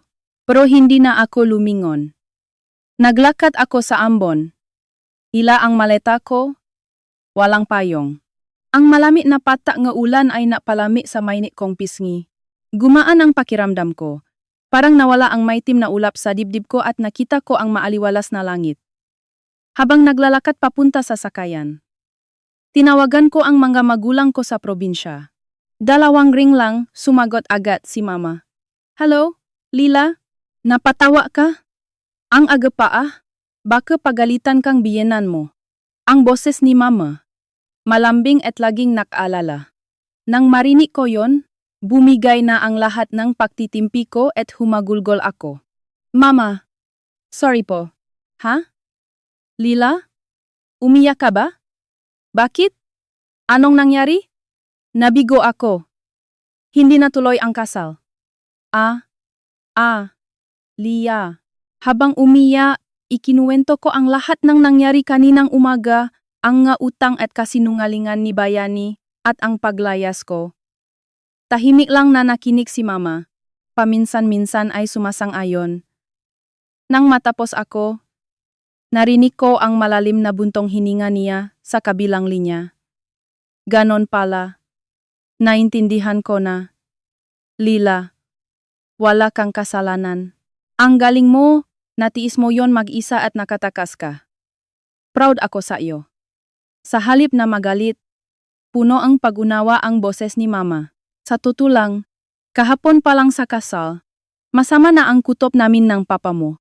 Kung makatingin kasi ang mabiyanan mo sa amin, parang minamaliit kami. Pero dahil mahal mo si Bayani, nanahimik na lang kami para walang gulo. Mama, Papa, sorry po. Dahil sa akin, naranasan niyo pa yon sa madaong yon. Lalo akong naiyak. Huwag kang humingi ng tawad. Para lang yan, kikitain ulit namin yan sa palayan at koprahan. Ang importante, ligtas ka at makakawi ka sa amin. Yan ang pinakamahalaga sa amin. Susunduin ka namin ng papa mo sa Maynila. Hintayin mo kami sa istasyon Negebus. Opo, hihintayin ko kayo. Tumango ako habang pinupunasan ang luha ko. Ito ang totoong pamilya. Hindi ako sisisihin sa pagkakamali ko. Tatanggapin ako at poprotektahan ngang walang kondisyon. Muntik ko nang mawala ang init ng tunay na pamilya dahil sa balih na bahay na yon. Umupo ako sa bench sa istasyon, tinitigan ang basang maleta ko at pumikit. Noong araw na yon, hindi lang almusal ang itinaop ko. Ang kasinungalingan at kayabangan ni Bayani, ang sirang kasal lahat yon ay winasak ko at tinapos gamit ang sarili kong nga kamay. Alam kong marami pang proseso sa abogado at korte, pero buo na ang loop ko. Ito ang simulang bago kong buhay. Sumakay akong bus papunta sa Tondo ko sa Maynila. Habang nakatingin sa mga patak nga ulan sa bintana, kinuha ko ang phone ko na kanina pa nagva-vibrate sa bulsa ko. Puno ngang messages galing kay Bayani ang screen ko. Lila, sorry talaga. Ako ang may kasalanan ng lahat. Itatawil ko na ang pamilya ko. Hindi na ako uwi doon. Kaya pakiusap, pag-isipan mo ulit ang divorce. Hindi ko kaya kung wala ka. Sunod-sunod na messages na parang nagmamakaawa. Wala na ang dating executive at senior na porma niya. Pero kahit anong sabihin niya, wala na akong nararamdamang awa. Nandidiri lang ako sa sarili ko na naniwala ako sa ganitong klaseng lalaki. Binuksan ko ang message thread. Huminga ng malalim. At tiny pa ang huling mensahe ko sa kanya. Ito ang pinakamalaking sikreto na itinago ko nitong mga nakaraang araw, Bayani. Kahit anong sorry mo, huli na ang lahat. Alam ko na matagal na naninakaw mo ang 1.5 milyon na retirement pay nga magulang mo at nagsinungaling ka sa akin para magbayad ng kasal. Pagkasen ko, sin agad. Siguradong nakatutok siya sa screen. Ilang segundo lang. Nag-reply siya engha. Tinuloy ko ang pagtatype. 1 linggo bago ang kasal. Noong natulog ka sa apartment ko, nakita ko sa bulsa ngang nakakalat mong sweet ang demand letter galing sa lending company at kopya ngang pang-withdrawal slip ngang papa mo na nakakahalaga ngang 1 milyon. Tandang-tanda ko pa ang gulat at lungkot ko noong gabing yon. Ang akala kong mabait at tapat na lalaki ay baon pala sa utang at nagnakaw sa sariling magulang. Magdamag akong umiyak at naisip kong itigil na ang kasal. Pero gusto kitang paniwalaan. Akala ko kung magbabago ka, pwede pa nating ayusin to bilang mag-asawa. Kaya kaninang umaga, may nakahanda akong manager's check sa bag ko para bayaran lahat ng utang mo. Alam kong namumutla na siya ngayon habang binabasa to. Kahapon ang kasal natin. Ngayon ang simula ng buhay natin. Kaya kaninang umaga, ibibigay ko sana sayo yung seko bilang huling pagkakataon para magbagong buhay tayo. Babayaran ko sana lahat ng utang at kasinungalingan mo. Pero may isang kondisyon ako. Dapat ituring mo akong tunay na pamilya at kakampihan mo ako kahit anong mangyari. Inalala ko ang malamig na eksena sa kusina kanina habang nagtatip. Nung sinisigawan at sinampal akong nanay mong walang dahilan. Kung tumayo ka sana at ipinagtanggol ako. Kung nagalit ka sa nanay mo at sinabing wag mong ganyanin ang asawa ko. Ibibigay ko sana sa iyo ang seke at papatawarin ko ang lahat ng kasinungalingan mo. Tahimik ang chatbox. Seen lang, walang reply. Hindi siya makakapag-reply. Pero hindi mo ako pinrotektahan. Nakita mong sinampal ako, pero tumawa ka lang at nakisama sa panlalait ng nanay mo. Sa sandaling iyon, nang mas pinili mong kampihan ang nanay mo at ang sarili mo kaysa sa akin, nawala na ang lahat ng pagmamahal ko sa'yo. Ang huling tulong na inihanda ko para sa iyo, ikaw mismo ang tumabik palayo habang tumatawa, paalam, Bayani. Magsama-sama kayo ng disenteng pamilya mo. Huwag mo na akong kokontakin. Sinend ko ang huling message at blinok ko na siya. Binura ko ang number niya at nireject ang mga tawag niya. Putol na ang lahat na ugnayan namin. Ang natitirang awa ko sa kanya ay tuluyan nang nawala kasama ng ulan. Sa kabilang banda, sa bahay ngam magbanua na amoy kape at panis na pagkain, nanigas si Bayani habang hawak ang smartphone niya. Bayani, anong nangyari? Kanina kapatahimik diyan. Anong sabi ngang babaeng yon? Tanong ni Doña Corazon. Pero wala nang naririnig si Bayani. Ang huling message ni Lila. May nakahanda akong manager's check para bayaran lahat ng utang mo. Papatawarin ko sana ang lahat ng kasinungalingan mo. Kung ipinagtanggol mo lang sana ako. Nangingini ang kamay ni Bayani habang nagahalongkat sa magamit na iniwan ni Lila ang mga paperback giveaways ang magaunan sa sofa. Hoy! Anong ginagawa mo? Nababaliw ka na ba? Sigaw ni Mang Ramon. Pero tuloy lang sa paghahanap si Bayani na parang aso. At sa ilalim ng upuan na inupuan ni Lila kanina, may nakuha siyang isang sobra. Sadyang iniwan yon ni Lila. Nanginginig na pinyunit ni Bayani ang sobra. Sa loob, may manager's check na nakapangalan sa lending company na pinakakautangan niya. Ang halaga? 800,000 pesos. Sakto sa utang niya. Isang malakas na ungol na parang hayop ang lumabas sa bibig ni Bayani. Ito na sana ang sagot sa problema niya. Alam ni Lila ang lahat ng kasinungalingan at utang niya, pero mahal pa rin siya nito at handang bayaran ang lahat para magsimula sila ulit. Isang bagay lang ang hiningi nito, ang proteksyon at pagmamahal ng isang asawa. Pero dahil sa takot sa nanay niya, pinagtawanan niya ang asawa niyang sinampal. Ang kaysa isang pagkakataon para makaahon siya sa impyerno ay siya mismo ang pumutol dahil sa karuwagan niya. Ano yan? Pera? Hinablot ni Doña Corazon ang seke kay Bayani. Hawak mong hawakan yan. Sa unang pagkakataon, sinigawan ni Bayani ang nanay niya ng may matinding galit. Kasalanan mo to mama. Dahil sa pang-api mo kay Lila at sa pressure mo sa akin, nawala ang kaysa isang pagkakataon ko para sumaya. Niyakap ni Bayani ang seke at umiyak habang nakaupo sa sahig na basang kape. Lila, sorry. Ang tanga ko. Kailangan kita. Wag mo akong sisihin. Kasalanan mo yan kasi wala kang kwenta. Sigaw din ng biyanan ko.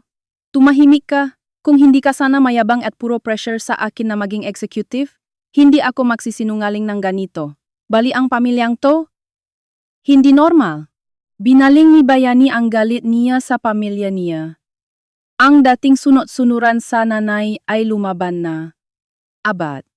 Sumasagot ka pa sa magulang mo? Lumayas ka. Wala akong anak na katulad mo. Sinipa ni Mang Ramon si Bayani. Oh, alis talaga ako. Sawa na ako sa bahay na to. At hindi ko babayaran ang ninakaw kong retirement pay. Bahala kayo sa buhay niyo. Tumayo si Bayani na puno ng dumi sa mukha at damit, at nagsisisigaw sa mga magulang niya. Ang pamilyang binuo sa kayabangan at kasinungalingan ay tuluyang nawasak sa harap ng katotohanang dala ni Lila. Ang disenteng pamilya at reputasyon na pinahahalagahan nila ay nabasa na parang mapinggan sa sahig at hindi na may babalik kailanman. Sa gitna nga naaway na pamilya na nagsisisiyan, nag-isang naiwan si Bayani na nahuhulog sa balon ngang kawalan ng pag-asa. Tanghali na nang tumunok ang doorbell ngang tsondo ko sa Maynila. Sa monitor. Nakita ko ang mamagulang ko na hinihingal. Agad kong binuksan ang pinto. Lila! Niyakap ako agad ni mama nang mahigpit pagkabukas ng pinto. Sa init ng yakap niya at pamilyar na amoy ng probinsya, muling bumuhos ang luha ko. Mama, papa? Sorry po, ang layo pa ng binyahe niyo. Ano ka ba? Siyempre pupuntahan ka namin, anak ka namin eh. Galit ang mukha ni papa pro nang makita niya ang namumula kong pisngi. Napalitan ito ang awa. Masakit ba? Lila, ang tapang mo. Natiis mo yon mag-isa. Okay na ang lahat. Kami na ang bahala sa iyo. Sa narinig ko, parang nabunutan ako ng tinig. Hindi ko kailangan ng magarbong kasal o executive na asawa. Ang kailangan ko ay ang ganitong pamilya na dadamay sa akin kapag nasasaktan ako. Kinabukasan, pumunta kami sa law firm sa Maynila na nirekomenda ni Papa. Sa harap ng veteranong abogado, ikinuwento ko ang lahat at ibinigay ang 2-hour recording. Sa tahimik na opisina, rinig ang boses ni Doña Corazon habang nananakit at ang tunog ng sampal. Nanggigigil ang mga magulang ko habang seryosong nagsusulat ang abogado. Nang marinig ang pag-amin ni Bayani na nagnakaw siya at nanloko, tumango ang abogado. Lila, mabuti at nag-record ka. Napakatibay na ebidensya nito. Nakahinga ako ng maluwag. Malinaw ang kaso. Pwede tayong mag-file ng divorce? Danyos para sa psychological at financial injury laban kay Bayani, at danyos para sa physical assault at slander laban sa nanay niya. Pati ang 2,500 milyon pesos na nakuha nila sa mga magulang mo para sa kasal, sisingilin natin lahat yon. Kapag tumanggi sila o ayaw makipag-iwalay, tumingin sa akin ang abogado ng seryoso. Sasampahan natin silang kasong kriminal. Physical injury laban sa nanay niya. At estafa laban kay Bayani.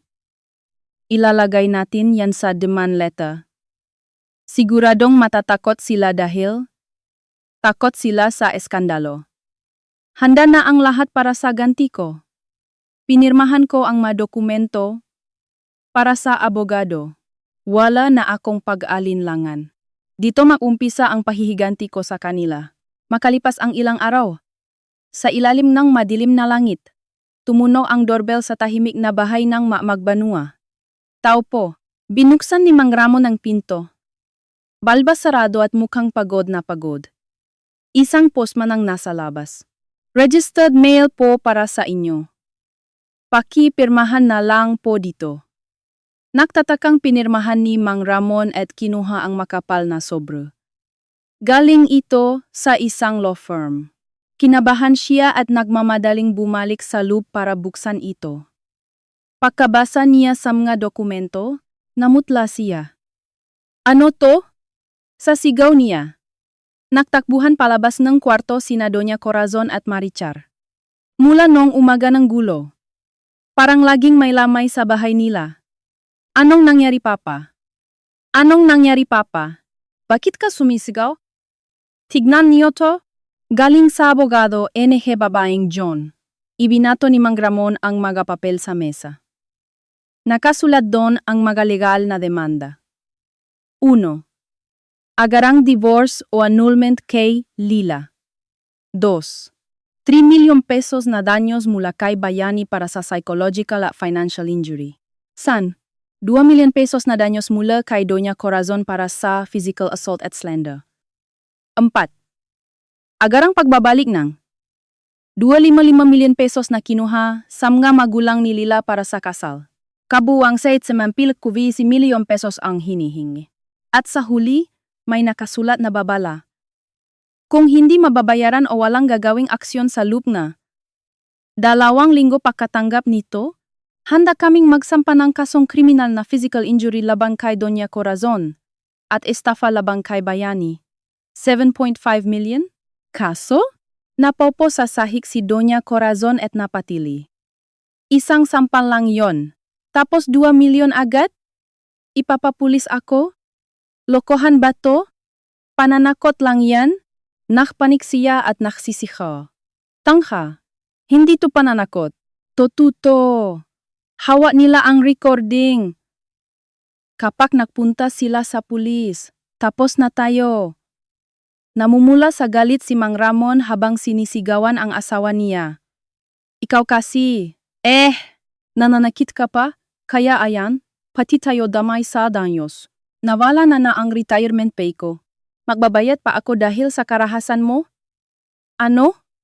Hindi mo rin naman ako pinigilan noon ah. Bakit ako lang ang sinisisi mo? Tumigil na kayo? Baka marinig kayo ng kapitbahay. Tarantang naksara ng bintana si Marichar. Pero takot na takot din siya. Kapag nakulong ang nanay niya dahil sa pananakit, masisira ang image nila bilang disenteng pamilya at pagtatawanan siya ng mga amiga niya. Ang kinatatakutan nilang pakasira ng reputasyon ay nangyayari na. Ang probinsya ng minaliin nila ay lumaban gamit ang batas bilang sandata at nakatutok na salig nila sa kabilang banda. Sa murang hotel kung saan nagtatago si Bayani, natanggap din niya ang demand letter. Nanginginig siya habang hawak ang mga papel sa madilim na kwarto. Ang 800,000 na utang sa lending ang 1.5 milyon na ninakaw sa magulang at ngayon ang danyos at bayad sa kasal na hinihingi ni Lila lakpas 10 milyon pesos na ang utang niya. Siyempre, hindi niya kayang bayaran yon sa liit ng sweldo niya. Tapos na ang buhay ko. Napahagulgol na lang si Bayani sa kwarto. Kapag hindi niya binayaran, siguradong ipapagarnish NG abogado ang sweldo niya. Kapag nangyari yon, malalaman ng kumpanya ang lahat. Mawawala ang pride niya bilang executive at masisibak siya sa trabaho. Ang maliliit na kasinungalingan niya para magyabang ay lumaki hanggang sa naging isang malaking tsunami na tumabon sa buhay niya. Wala nang tutulong sa kanya. Ang huling tulong na inialok ni Lila ay siya mismo ang tumanggi habang tumatawa. Baliktad na ang mundo. Ang mataong ng api sa akin noon ay ngayon ay nagdurusa sa ilalim ng bigat ng realidad na ibinalik ko sa kanila. Makalipas ang ilang buwan, pagkatapos ng matinding labanan sa mga abogado, formal nang naaprubahan ang divorce namin ni Bayani. Ang sinapit nila ay bunga ng sarili nilang kayabangan at kasinungalingan. Isang sariling gawang impyerno. Si Bayani, pagkatanggap demand letter, ay nagtago at hindi sumasagot sa mga abogado. Kaya itinuloy ng abogado ko ang pag-garnish sa sweldo niya. Isang araw nakatanggap ang HR ng kumpanya niya ng notis mula sa korte tungkol sa mautang niya at danyo sa asawa. Kumalat sa buong kumpanya ang baho niya. Hindi namin alam na may ganyan ka palang problema sa pera at nanloko kapangang pamilya para makapag-asawa. Nakakasira to sa imahe ng kumpanya, malamit na sabi ng boss niya. Inalis siya sa pwesto niya bilang executive at inilipat sa isang floating status na walang ginagawa at walang may gustong lumapit. Nawalan na ang respeto sa kanyang mga katrabaho niya bilang mabait na senior. Dahil halos lahat ng sweldo niya ay napupunta sa bayad utang at danyos, at ang natitira ay pambayad sa lending apps, nakatira na lang siya ngayon sa isang lumang boarding house. Mag-isa. Kumakain ng instant noodles at delata na dating nilalait ni Maricar. Miserableng buhay. Sa kabilang banda, dahil sa takot na makulong, nakandara pa si Doña Corazon na mangutang sa mga kamag-anak. Literal na lumuhod siya para makalikom ng pera. Nabayaran niya ang 2.5 milyon na kinuha sa magulang ko at ang danyos ko, pero malaki ang naging kapalit. Dahil sa karahasan mo, nasira ang retirement ko. Lumayas ka. Sa galit ni Mang Ramon dahil nawala ang retirement pay niya at napahiya sila sa makamag-anak, nakipagiwalay siya sa asawa niya. Naibenta ang ipinagmamalaki nilang bahay para pambayad utang. Lumipat si Mang Ramon sa isang maliit na apartment sa probinsya para magtago. Si Doña Corazon naman, na mas mahalaga ang reputasyon kaysa sa lahat, ay itinakwil enge pamilya at mga kamag-anak. Ngayon, mag-isa siyang nakatira sa isang maliit na paupahang kwarto, laging nagtatago sa mga kapitbahay. Si Marichar naman, na laging nagyayabang tungkol sa executive niyang kapatid, ay pinausapan ng mga amiga niya nang mabalitaan ang pagkasira ng pamilya nila at pagkademot ni Bayani. Nilayuan siya ng magrupo niya at tinawag na sinungaling at mayabang. Ang pamilyang binuo sa pagpapanggap ay tuluyang nawasak. Dahil inunangang bawat isa ang sarili nila at nanising ang iba, nawala sa kanila ang lahat. Balita ko. Gabi-gabing tinitignan ni Bayani ang profile ko sa social media habang kumakain ng malamig na utan niya. Bento sa madilim niyang kwarto. Pero hindi na kami muling magunay. Sinubukan daw niyang maganap ng bagong girlfriend sa dating apps. Pero kapag nalaman ng gababay na bawon siya sa utang at may nanay siyang tumatawag para manghingingang prahabang nagwawala, agad silang lumalayo. Ikaw na lang ang meron ako. Iyon ang sigaw niya nung nakadapas siya sa maduming sahig. Pero huli na nang ma-realize niya kung gaano kalaki ang nawala sa kanya. Ang asawang nagtiwala sa kanya, handang magbayad ng utang niya, at handang makasama siya sa buhay. May nakahanda pang tseke sa bag para sa kanya. Nung umagang yon, nang tumawa siya habang sinasampal ako ng nay niya, iyon ang sandaling itinapon niya ang pinakamalaking swerte sa buhay niya sa basurahan. Habang buhay niya itong pagsisisihan.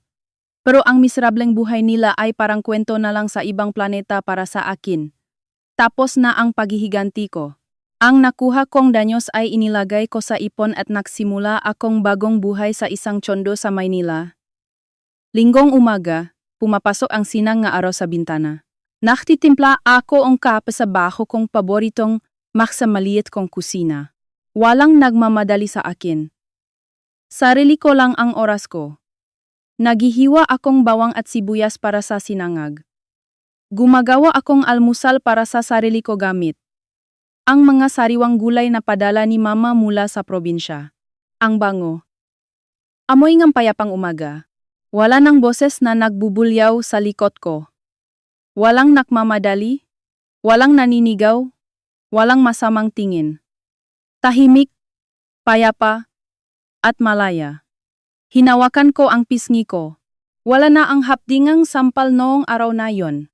Ang masugat sa puso ko ay dahan-dahan nang nahihilom sa katahimikang ito. Hindi ko na kailangang matakot kahit kanino.